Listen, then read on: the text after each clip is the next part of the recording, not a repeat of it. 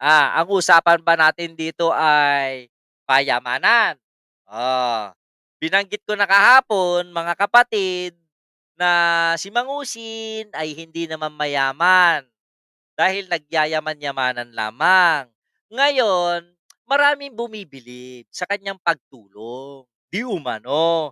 Maraming bumibilib sa dahil daw ay ito ay tunay. Alay, tunay. Bakit ganun? Yan.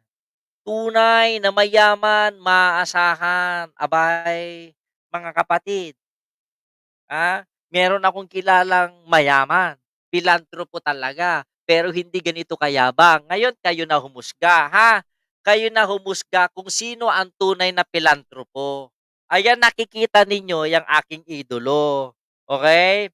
Ang aking idolo na si Romeo Siagom Katakutan ng Pampanga. Yan ay maraming makakapagpatunay na galing sa hirap yumaman. Siya po talaga ay tumutulong mula po ng pandemya hanggang sa ngayon. Hindi po siya nagpapanggap. Ang gamit po niyang pangalan ay pangalan niya. Pero lihitimo siya. Ma'am Purple Butterfly, shout out. Lihitimo siyang tumutulong. Nitong isa, mayabang. Si Boss Romeo, mayaman talaga yan dahil pinaghirapan nila mag-asawa, legit yung mga business, may mga track record. Ikumpara ninyo yung ginagawa ni Mangusin kaysa kay Boss Romeo. Malayo. Ang totoong pagtulong, ang totoong pagyaman may patunay.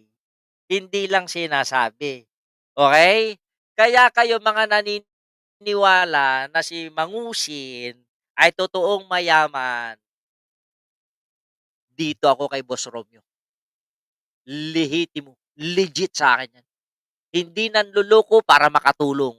Open book ang kanyang buhay. Abay, marami nakakakilala sa kanya sa Pampanga.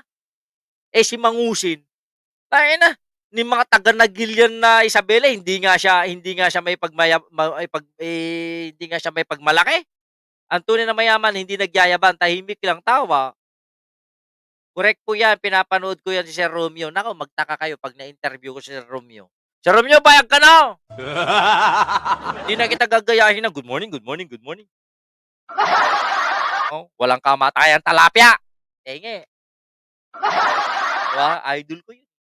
Dati kasi nagko-comment-comment pero ano pa ako noon, sa Facebook pa lang kasi ako no'n. Comment-comment Sir Romeo. Isa sa mga bumati sa akin 'yan noong nakulong si Manguso. Oh, pero ngayon binalikan ko. "Sir Romeo, puwede ba kitang interviewin?" "Ay, wag ngayon, busy, masyado daw busy." 'Di ba? Kaya ito yung mga ano, yung mga kalokohan na nangyayari ngayon. Huwag magpapaniwala diyan kay Mangusin. Oh, sinasabi niya, hindi daw importante ang pulitika. Bakit? Katumakbo nung 2020 'to, tanga. Oh. 'Di ba, sisingit-singit ko lang si Mangusin. Diyos ko, hindi ko gagamitin 'yan na anuhin.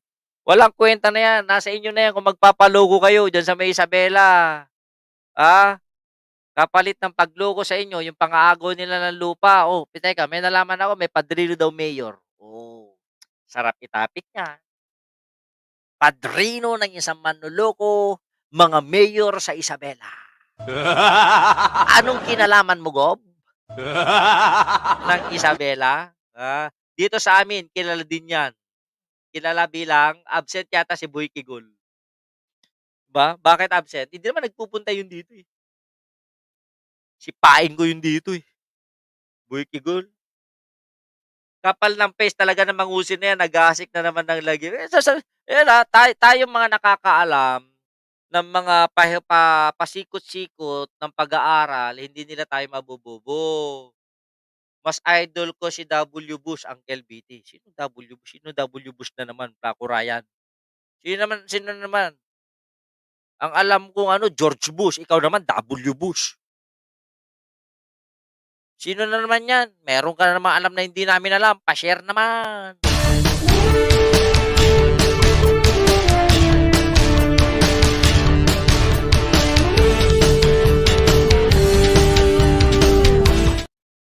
Sino yung mga nakasabayan ko kay JDB kagabi? Umamin kayo, kilala ko yun, tatandaan ko yung mga pagmumukha